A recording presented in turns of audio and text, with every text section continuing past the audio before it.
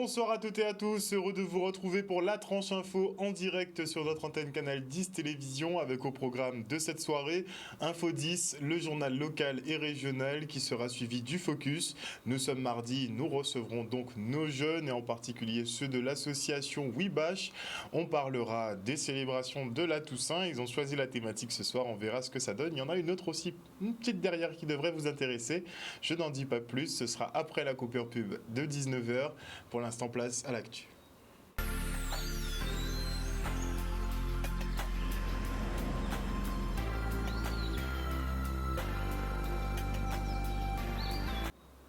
Nous sommes le mardi 19 octobre 2021 et voici les titres de ce journal. Le recours engagé par la FSU contre la suppression de 2 semaines de vacances n'est pas concluant. Nous ferons un point avec le syndicat. Puis on partira sur le front social avec la mobilisation des agents municipaux d'Anse-Bertrand qui exigent la mise à jour de leur carrière. Et enfin, nous assisterons à la restitution de la cartographie du réseau d'assainissement de Guadeloupe par l'Office de l'eau.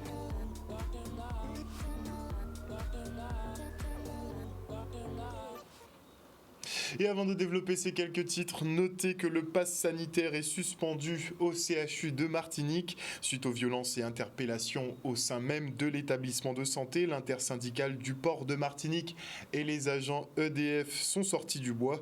Ils ont invité les parties prenantes et collectivités à prendre leurs responsabilités et tendre vers le dialogue. Un conseil qui visiblement n'est pas tombé dans l'oreille de sourds.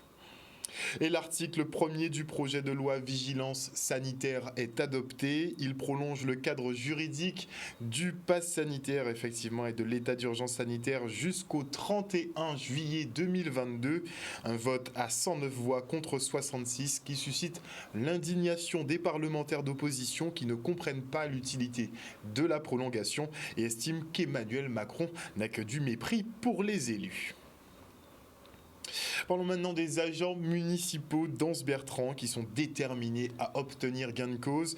Voilà près de 8 mois qu'ils sont mobilisés pour la mise à jour effective de leur carrière. Le reportage de Michel Lepape. Job-là, ça fait plus de 7 mois, bientôt 8 mois, qu'elle travaillait à Anse-Bertrand, nous en grève. Parce que l'UTC était lancé en préavis de grève depuis le 28 février, qui était qu'à point effet le 2 mars. Donc ça qui veut dire que depuis le 2 mars, travailler dans Anse-Bertrand, nous en grève. Nous en grève pourquoi? Nous commandons application à vie à CAP.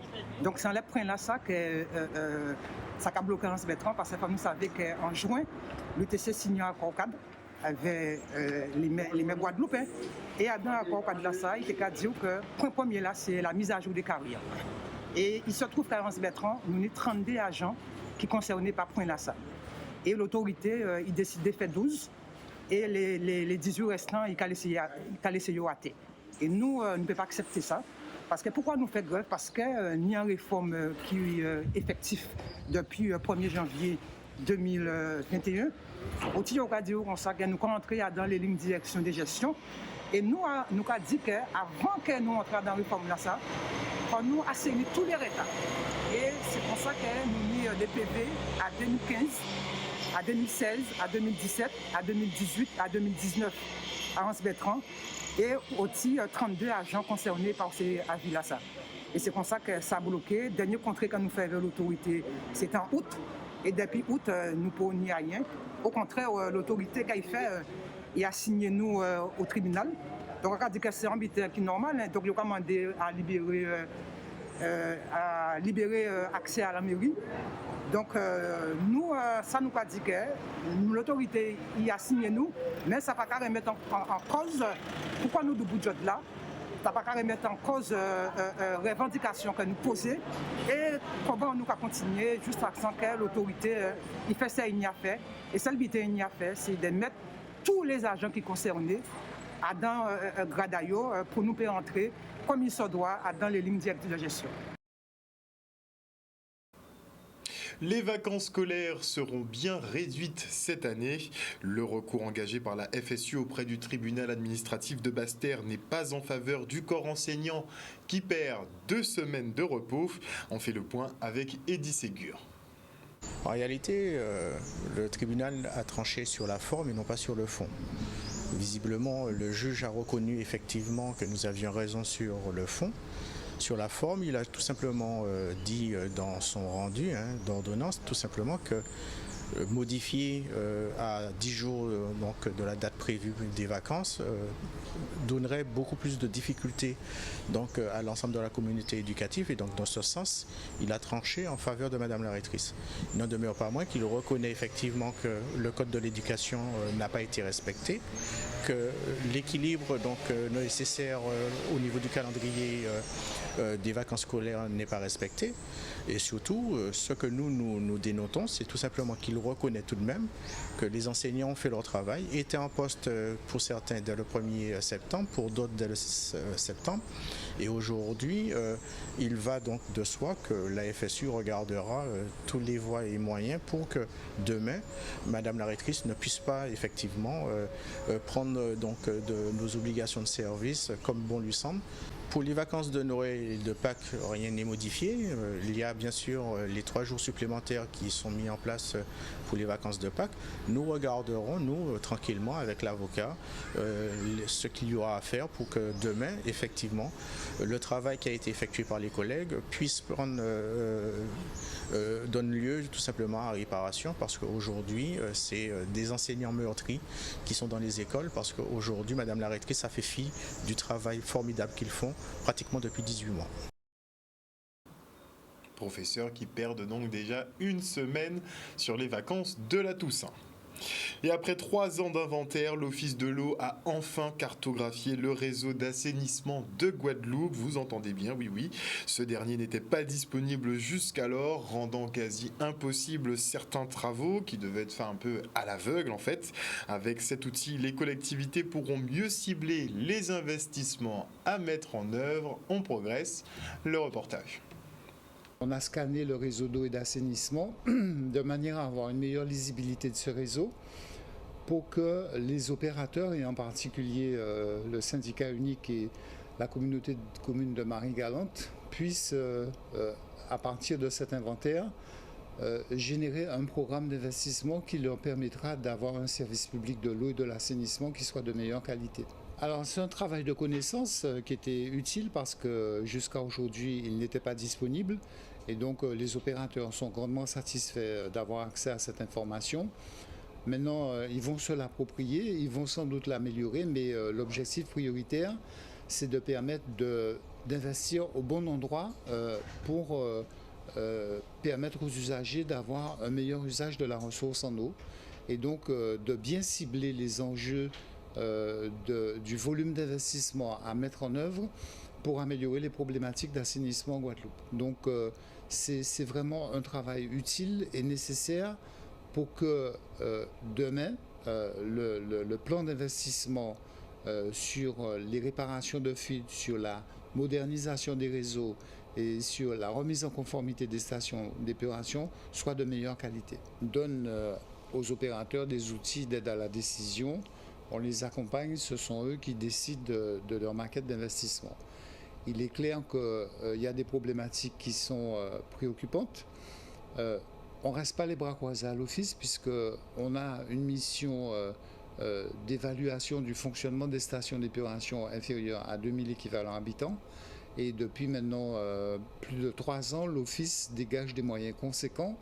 On a rencontré les bailleurs sociaux, on a rencontré des lotissements privés où on a fait des diagnostics et on a apporté des contributions pour la remise en conformité de ces stations d'épuration.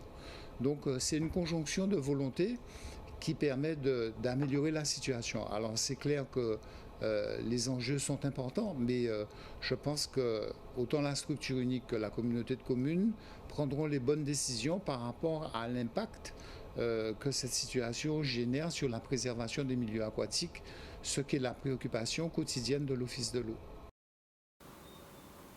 Les professeurs d'éducation physique du collège Félix Eboué dénoncent l'inertie des collectivités quant aux équipements sportifs. Pour Henri Angélique, président de la commission enseignement au département, la collectivité engage les fonds nécessaires, à savoir 250 000 € de travaux de réfection pour le plateau et ses fameuses installations. On l'écoute. Oui, j'ai entendu ce qui a été dit, mais écoutez, en ma qualité de président de la commission enseignement et moi-même professionnel de ce milieu, comme je le disais ce matin, je suis naturellement attentif à tout ce qui peut être vu, entendu concernant les écoles et les collèges en particulier et tous les enjeux qui préoccupent la communauté scolaire. C'est vrai que je comprends et j'entends les remontées. Mais j'ai envie de rappeler simplement que le président Losbar, dans un premier temps, et ensuite le président faisant fonction, Jean-Philippe Courtois, eh bien, ont été aussi attentifs à tout ce qui concernait les collèges, puisqu'avec eux, nous avons visité l'ensemble enfin en tout cas la grande majorité des collèges, afin de voir un peu les différentes difficultés pour justement démontrer la volonté que nous avions dès le départ de prendre à bras le corps toutes les difficultés liées aux différents collèges. C'est justement le sens du dialogue que nous avons entrepris, que nous avons mis en place.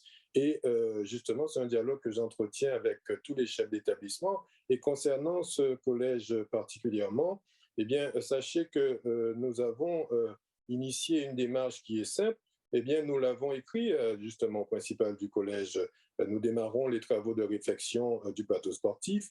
Ça concerne le revêtement, ça concerne également les installations sportives. Et ça, c'est quelque chose qui va être livré assez rapidement, j'ai envie de dire avant la fin des vacances de la Toussaint. Et c'est quand même près de 250 000 € qui ont été engagés et avec une durée des travaux assez courte. Donc, je pense que nous avons cette volonté de démontrer que, justement, nous avons pris conscience des difficultés.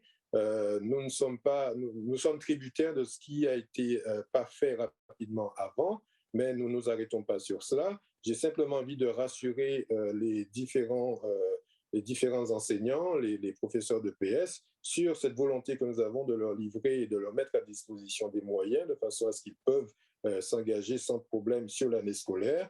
Et puis, sachez également que, comme nous l'avons fait dès le départ, je me ferai ce plaisir aussi de venir, comme nous l'avions initié depuis le début de l'année, venir au sein du collège justement pour partager avec eux cette livraison, cette mise à disposition de ce nouveau matériel. Et puis, je pense que nous sommes dans cette logique-là et nous allons continuer à l'être.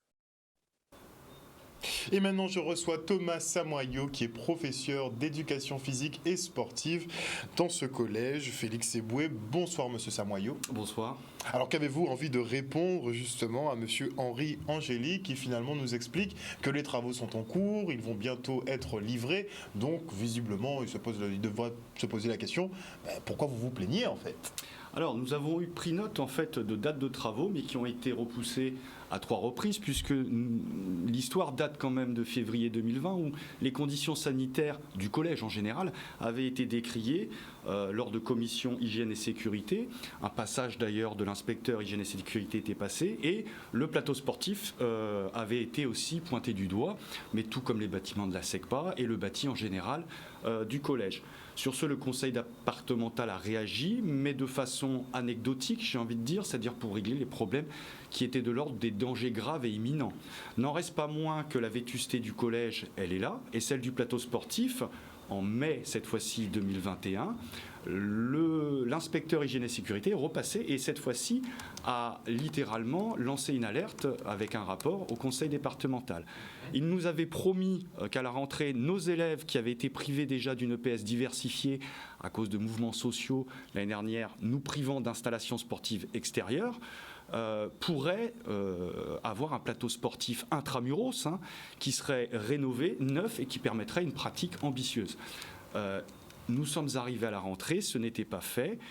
Notre principal et notre équipe d'administration et notre gestionnaire a fait un travail formidable de communication, a transmis les dossiers, a fait suivre les courriers, a insisté auprès du département. Et ce qu'on dénonce aujourd'hui, ce n'est pas une date de travaux qui est engagée maintenant, c'est qu'on est quand même avec une rentrée scolaire, ça fait 1 mois et demi que 987 élèves, à l'heure où on est une période sanitaire où le confinement et la lutte contre la sédentarité, l'enjeu sociétal de la santé est primordial, on a 987 élèves qui n'ont pas fait de pratique physique et sportive en EPS depuis 1 mois et demi. Alors on entend bien maintenant les promesses orales et l'urgence qui est prise en considération à la rentrée, mais pour pas que les mêmes erreurs se reproduisent, nous aimerions questionner sur éventuellement la synergie des enjeux avec le conseil départemental, qui sont sur des logiques très budgétaires, très additives, nous opposant souvent en période électorale. On a déjà donné pour le collège, puisque c'est vrai que c'est un collège vieillissant et qui nécessite beaucoup de fonds et d'entretien. Mais n'en reste pas moins que nous, en tant que professionnels de l'éducation, on est face à des élèves qui ont un épanouissement physique et mental qui dépend de cette activité physique. Déjà que la scolarité en dents de scie, elle est très compliquée depuis 2 ans. Exactement. Donc en fait, c'est un ras-le-bol général qui nous amène là. Alors maintenant, c'est peut-être acté, c'est acté oralement, j'entends. Mais nous, on aimerait aussi que derrière, il y ait des suivis de travaux. Car jusqu'à présent, la levée des travaux, c'est comme ça que ça s'appelle, c'est-à-dire la vérification des bonnes façons des entreprises de leur intervention, n'a pas toujours été faite, notamment la dernière fois que les panneaux de basket avaient été changés, et à l'heure actuelle ils sont non conformes, c'est-à-dire nous sommes interdits de pratique. Ils ont été changés, mais ils ont été montés avec un angle de 50 degrés de différence. Ils étaient montés de travers. On a signalé, personne n'est revenu voir ce panneau de basket qui maintenant est à changer intégralement. Donc l'équipe EPS avait réagi en essayant de proposer son avis de professionnel. Avec l'aide, encore une fois, de l'administration, de notre équipe de direction, nous avons fait un courrier au conseil départemental pour proposer une infrastructure qui pourrait éventuellement faire économiser des fonds publics si les investissements sont faits correctement, c'est-à-dire avec une couverture de ce plateau sportif pour ombrager évidemment les revêtements, le petit matériel. Ça coûterait moins cher, ça vieillirait moins vite, parce qu'à l'heure actuelle, ce plateau sportif qui a été refait peut-être il y a 7-8 ans est craquelé, présente des dangers évidents.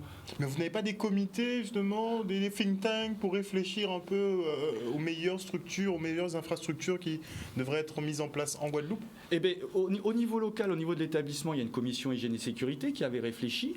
Des représentants de l'heure actuelle du conseil départemental était en présence, avec aussi l'inspecteur hygiène et sécurité du rectorat. On avait réfléchi avec à des plans, à des schémas, bien sûr, mais surtout à des interventions. C'est-à-dire que là, on fonctionne dans l'urgence. C'est-à-dire qu'une situation qui était alarmante s'est dégradée, est devenue indigne et maintenant dangereuse, c'est-à-dire interdisant la pratique. Je ne comprends pas cette dégradation au vu des alertes.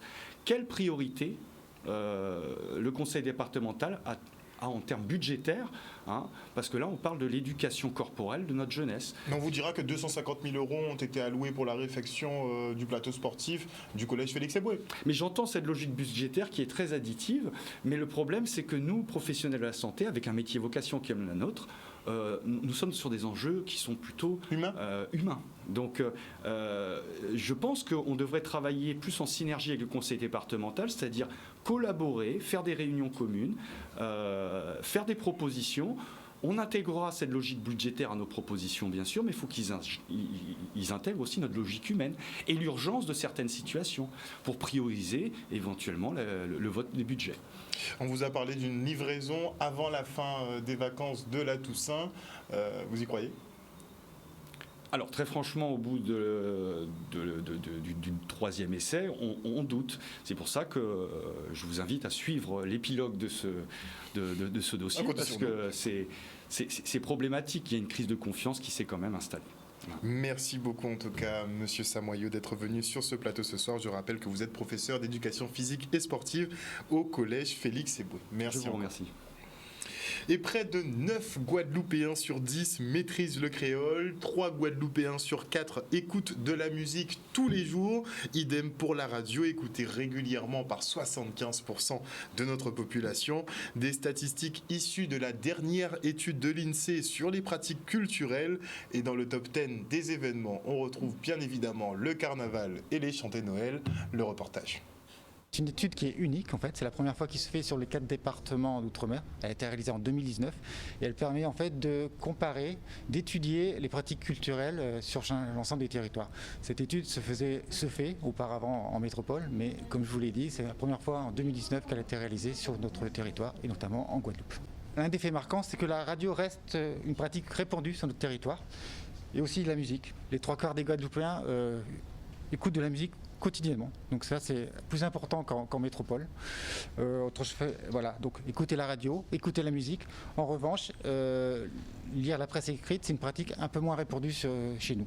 Alors, en ce qui concerne par exemple la pratique du créole, si on se compare aux autres départements qui ont le créole, voilà, cette pratique-là est plus vivace, plus vivante chez nous. Après la pratique d'écouter la musique ou regarder la télé, on est à peu près dans la même catégorie. Même taux que la Martinique par exemple, avec des taux par contre plus forts que ce qu'on constate en métropole. Si on faisait cette même enquête en 2020, on n'aurait pas du tout le même taux, sachant qu'en 2019, on a bien vu que le carnaval, le chanté Noël, ce sont deux pratiques qui sont bien vivaces, qui sont vraiment pratiquées par les Guadeloupéens. Voilà, donc clairement, en 2020, elles n'ont pas eu lieu. Si on refait l'enquête d'ici un an ou deux, je pense qu'on va retrouver ces mêmes taux, du fait que les gens participent à ces événements culturels très importants pour les Guadeloupéens.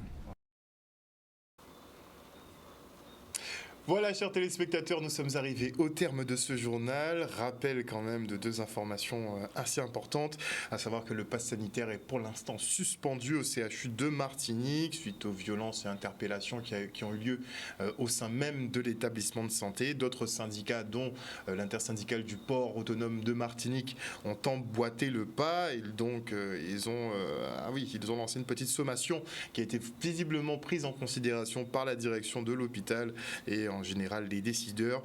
Et vous avez aussi donc cet article premier du projet de loi vigilance sanitaire qui est adopté. Il prolonge donc le cadre juridique de l'état d'urgence sanitaire jusqu'au 31 juillet 2022. Le gouvernement a donc obtenu ce qu'il voulait, un vote à 109 voix contre 66 qui a suscité quand même l'indignation des parlementaires qui ont décrié aussi l'absence d'Olivier Véran lors de ces débats et qui, encore une fois, n'apprécie pas beaucoup ce passage en force du gouvernement. Merci en tout cas pour votre fidélité à ce programme. N'oubliez pas que sur Canal 10, vous faites l'information que nous diffusons. Le journal local revient demain à 18h30. Passez une bonne soirée à l'écoute de nos programmes. Bisous, bisous.